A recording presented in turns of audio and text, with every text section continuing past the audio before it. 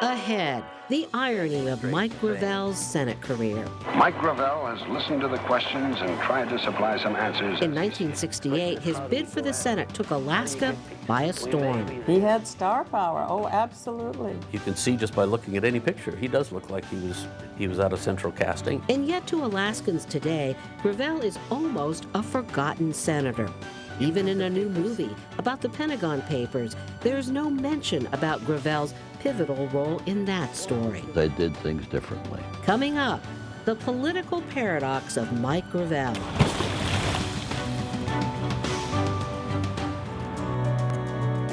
Alaska, where there are old triumphs, but also new frontiers, with challenges as great as the state itself, but a belief that the best is yet to come, bringing you the faces, the places, and the spirit of the last frontier. This is Frontiers with Rhonda McBride. Welcome. Mike Gravel is one of those political mavericks who comes up periodically in the news, but many Alaskans don't even know that he was elected to the U.S. Senate in 1968. Today, he lives in California with his wife, Whitney, and there's been renewed interest in Gravel since the Meryl Streep Tom Hanks movie came out, the one about the Washington Post battle to report on a scandal known as the Pentagon Papers. Well, Gravel's not in that movie, and he played a role in that fight. And we'll get to that later on in our program, but first, we take you back to a time when political campaigns were a new frontier, and Gravel was one of the trailblazers. The decision Mike Gravel made last May was to speak his mind on what has been called one of the most perplexing decades in human history. The year, 1968, and Mike Gravel fulfills a lifelong dream to run for the U.S. Senate. In 1968, Mike Gravel admittedly was a man making an uphill fight. A fight against a Goliath in Alaska politics. Now, the fact is that Alaska can be very proud of this achievement. There is no mention of Senator Ernest Greening in Gravel's campaign biography, Man for Alaska. The political slingshot that knocked Greening out of the Democratic primary and propelled Gravel into the Senate. Well, this is the actual signing of the Trans-Alaska Pipeline Act. What strikes me the most when I look at a picture like this is how fast history passes. Gravel is pictured here along with the late Senator Ted Stevens and Congressman Don Young, among Art Hackney's prized portfolio of conservative clients. But as a longtime practitioner in the politics of persuasion, Hackney says Gravel's half-hour special broke new ground, not just in Alaska, but nationwide. Yet the job of building is still called the #1 public issue. It was just a brilliantly done half-hour film, but it was all part of a strategy to just hit hard and have people say, wow, and then vote. The film was the brainchild of Joe Napolitan, a college friend of Gravel's, as well as a pioneer in political marketing. They were the ones who realized that what you used to sell soap could be used to sell a candidate. And Gravel was tailor-made for the times. He had star power. Oh, absolutely. Francine Taylor, an expert in Alaska historical films, also worked on Gravel's Senate campaign. This is probably how he saw himself. He saw himself as John Wayne. Taylor still has this autographed Hollywood-style glossy, Dear friends and great supporters, that Gravel mailed out to thank his campaign volunteers. If you were casting for a Hollywood movie and you had a lineup of a whole bunch of people and there was Mike, you're going to pick Mike. Bristol Bay to Kotzebue, Bethel to Nome. What can be done for Alaska's native poor? And Mike Gravel played the role of the hero to the hilt. To say that that little girl there or that little girl there or this little girl here made a choice on being poor. Gravel branded himself as a champion for rural Alaska. It's very similar to Trump. It was Alaska first. He made himself out to be quintessentially Alaskan, understanding Alaska, understanding the hopes and dreams. He was forget all the old people. This is about the future. The situations aren't hopeless. It's just people get hopeless about the situation. And I think that there's no reason for hopelessness in Alaska. That when you see so many smiling faces, this is our future. Huh? The film wove the story of Gravel's life into its campaign message. For Mike Gravel, the road to public office started on Chestnut Street in Springfield, Massachusetts. His first try for office, a race for class president in high school. He wore the plain clothes and heavy shades of an undercover agent, grew mustaches of various sizes. Thoughts of a career in public service had stirred in him since boyhood. Thus, his degree was in economics and business. But that didn't get him work. To survive, he drove taxi cabs and eventually saved up enough money for his journey up the Alaska highway. Food was a loaf of bread and a jar of peanut butter. He slept in the car. It was the classic Alaska story of arriving broke but confident. Gravel soon broke into the real estate business. Within a year or two, Mike would learn that he possessed what is sometimes called the gift of being able to make things happen. And he courted a Fur-Rondi queen, Rita Martin, who also had a special role to play in the new state. In one of the big moments of statehood, she was assigned the job of pinning on the new star. I was working at City Hall at the time. Rita Martin also pinned her hopes on Mike Gravel and became his first wife. They started a family while Gravel pursued a career in politics. In 1962, he won a seat in the legislature and was later elected Speaker of the House. He discovered he not only had the gift for making things happen, but over the years he had developed a natural talent for persuasion. Gravel's supporters say the film did not attempt to lie or deceive. But what we did do was that we pulled out the qualities that we knew people would admire in Mike. And it worked. We knew a couple of weeks before the election that Mike was going to win. And it was kind of like, oh my God, we've done it. The following documentary on The film was timed to run 9 days before the primary. You spend a lot of money when you're running for office. You compress it down into 9 days. That half-hour film ran 2 times a day on every channel. It was ferried around and played in meeting halls in rural Alaska. I mean, it was just, nobody didn't see that film. That's what got me elected.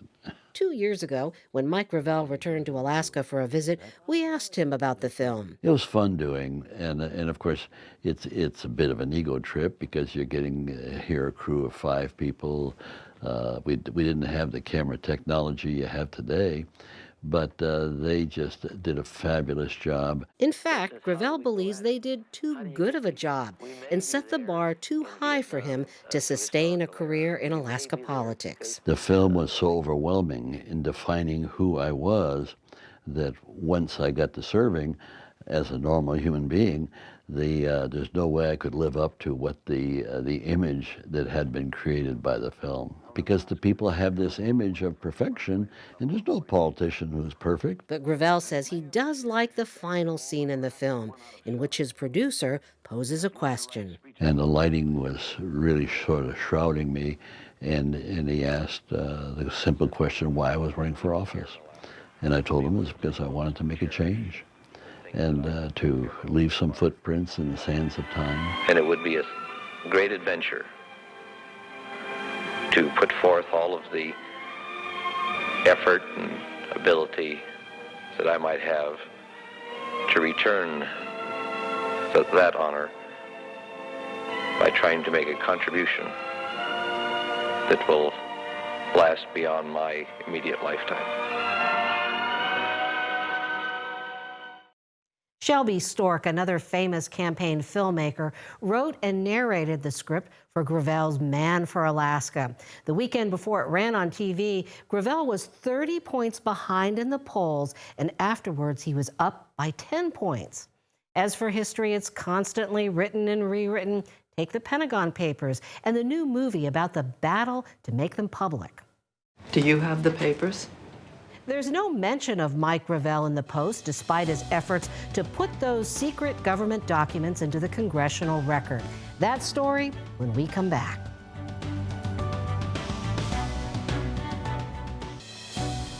Quixotic, quirky, and charismatic. Some of the words used to describe Mike Gravel.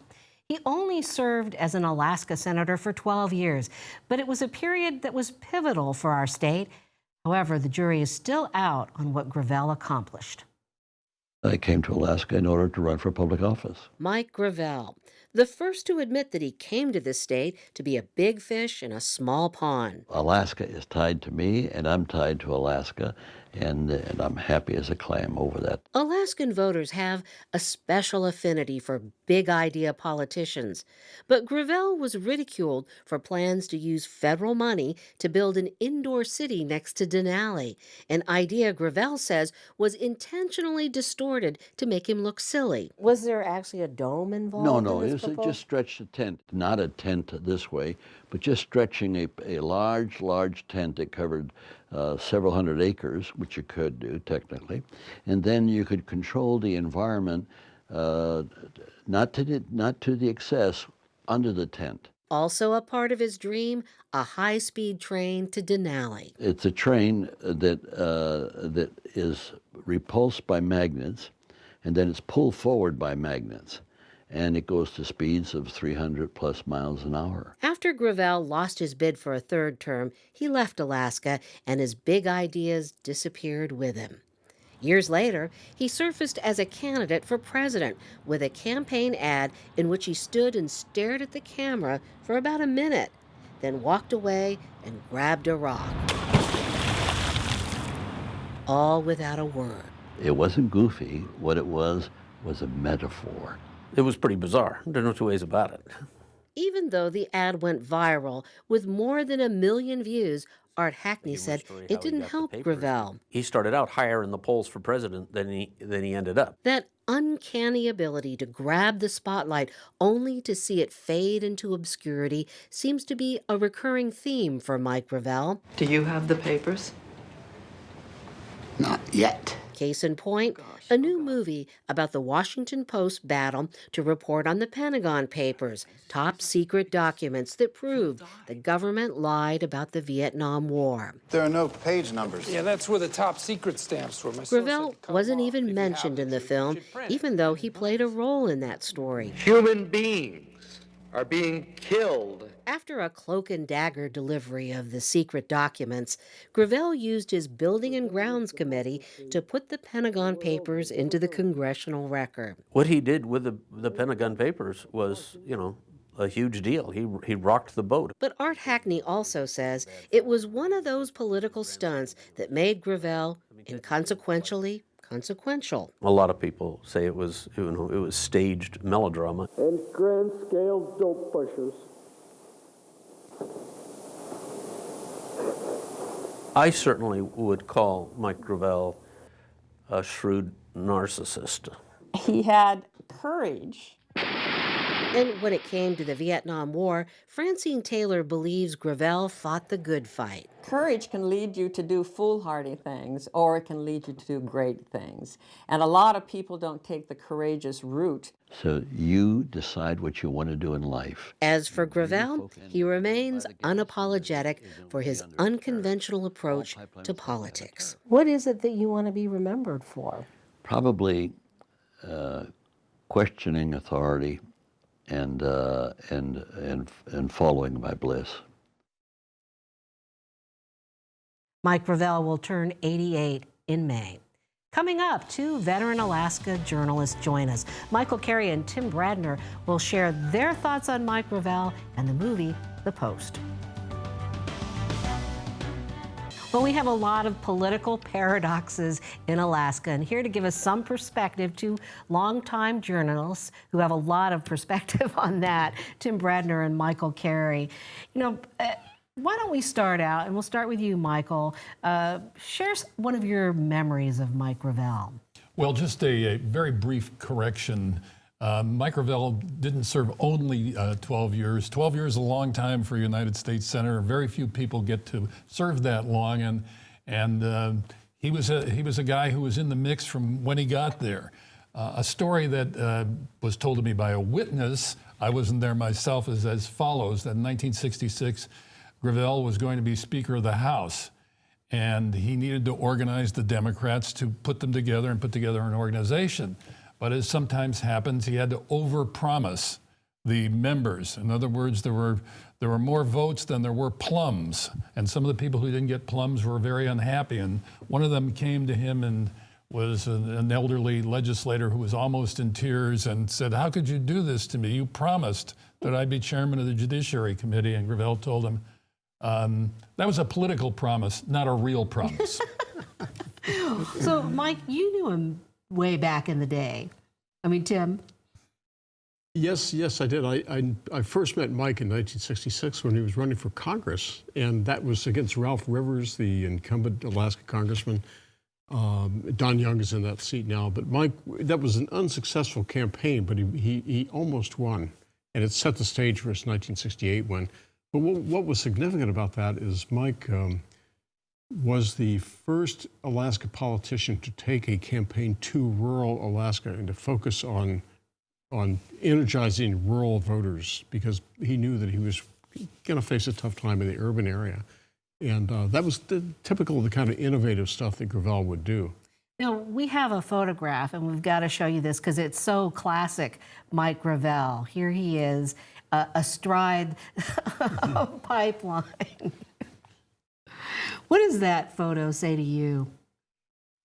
Well, first off, Mike was very responsible for getting the approval of the pipeline through Congress. Another unusual, very daring move that he made. But what that tells me is I think what happened in that photograph is Mike was touring the pipeline, and somebody walked up and they looked at the pipe, and Mike said, "I'm going to get on that thing and I'm going to ride it." Just like that movie, that famous movie of riding the bomb in Dr. Strangelove. But it's James Bond. Yeah, typical Mike Gravel. Just let's do something. He walks up there, let's do something different. So he gets up in the pipeline and rides it like a horse. So, people seem to think that he really didn't have all that much to do with getting us the pipeline. That's not true. So what was the thing that he did that made it happen? What happened was, for several years, our pipeline was bogged down in very complicated environmental lawsuits. And this had been going on for 2 or 3 years. And Alaska businesses were going bankrupt because and our state government was in serious financial problems because we thought the pipeline was going to be built. Instead, we were in this quagmire of litigation. Gravel's idea, which was very controversial, Ted Stevens opposed it, and so did Governor Egan, a lot of other Alaskan establishment, was let's just cut through all of the lawsuits with a bill. Congress would pass a bill exempting the pipeline from the Environmental Act and cutting through the lawsuits. And very patiently, Gravel went senator to senator and finally got 50 votes to pass it. It was sort of a stealth lobbying campaign. Spiro Agnew, Vice President, cast the deciding vote. So it was by 1 vote we got our Alaska pipeline. One of those little side stories that you don't hear about. Now, Senator Ted Stevens and Gravel did not get along with each other very well, and I know that they fought a lot during the passage of the Alaska Native Claims Settlement Act. What's the story on that? It's not unusual for the 2 senators who represent Alaska to have poor relationships. It is more unusual to have it so public. You can see correspondence from Bob Bartlett talking about Ernest Greening, and he frequently is very sarcastic, talking about the great man or his highness or other kind of phrases that he uses to disparage Greening. And it sort of had an aspect to me. Tim has, I'm sure, more experience with this, but it was sort of like, Mister, this town ain't big enough for both of us. And of course, Ted was an insider, and Gravel had no desire to be that and never tried. Tim? Well, I think I agree with a lot of what Mike said. It was boiled down to a personality dispute, 2 different kinds of people. Ted was very much a believer in working inside the system. So Ted became very close to Scoop Jackson, who was chairman of the Interior Committee. And on the pipeline and the Native Claims Act, Ted was working hand in glove with Jackson and was part of the inner Senate establishment. Gravel was a maverick, and he said, let's cut through all that, let's just do this. And if Jackson opposed it, then Stevens was supporting Jackson. So it kind of had a legacy in those kind of disputes. Well, the Pentagon Papers, was that just a political sideshow or something substantial? My own view of it is it was Gravel thought it would be to his benefit, and at the same time he genuinely believed it. I don't think it's an act when you see him at the committee being very upset. There was a lot to be upset about, and if you were going to cry about something, U.S. involvement in Vietnam and what it did to this country, and the cover-up by the leaders of this country is definitely something worth crying about. So I take him as sincere, but aware that there could be political benefit to it at the same time. No, and there's also sort of a backdoor move in this, in bringing out the Pentagon Papers that seems classic Gravel. Well, I think his feeling was that if he wanted to, I think he felt very, very worried and very disturbed by our involvement in the Vietnam War, and he felt this was something he could do that was dramatic, that might affect it somehow. By reading the papers into the congressional record, he was immune from the kind of legal actions that, or he thought he was immune, legal actions that affected the Washington Post and the New York Times at the time. So let's talk about the movie The Post, which focuses on the Pentagon Papers. What do you think of that movie? What do I think of that movie? It was a terrific movie. Journalists as heroes. What else are we? I thought it was really interesting to Steven Spielberg's approach, because it's definitely Spielberg. It's good versus evil, as in other films he's done, and he's totally on the side of good. If Quentin Tarantino had made this film, it would have been more ambiguous, that's for sure, murky. And if Harvey Weinstein had made the film, it'd be evil versus evil. As far as, the personality, the personality they really captured, I thought best of all, was the Ben Bradley, take no prisoners, straight ahead. We're going to publish these papers, be damned if you got to have the courage of your convictions, let's do it. That's the guy you want to work for. Well, it was a wonderful movie. The part I loved the best, along with the points that Michael made, is the scenes in the back press shop. The press is running, the lead flowing, the drama. Setting the type, the drama of the button being pressed, the press is starting to roll. We never see things like that in newspaper publishing anymore. Today our presses are modern, offsets. And everything would be scanned and posted on the internet. Very quiet, but the excitement of the metal clanging and just the sheer energy that goes into producing a newspaper like that is just something we'll never see again. And that really resonated with me because I lived it. Can I tell one more story? I sort of know Daniel Ellsberg, and I've heard him talk about the Pentagon Papers. And one of the things that he says in person that's different than the movie is that how he Xeroxed the Pentagon Papers. He did it by himself, and it took days and days and days and days. And one day he was copying at a friend's shop with his two kids who were there playing out in front of the shop when it was locked up. And a police officer came by, or a security person that saw these little kids and thought, what is this? So came in, and Ellsberg had all these national security documents all over the room, copying them. And the police officer said, is everything okay? And Ellsberg had to suck it up and say, yes, everything's just fine. Boy, those were the days, so very different from today's time. Well, we are out of time, but the politics of the past, it often seems like really the politics of today sometimes, doesn't it? We want to thank you for watching, and we'll see you next week.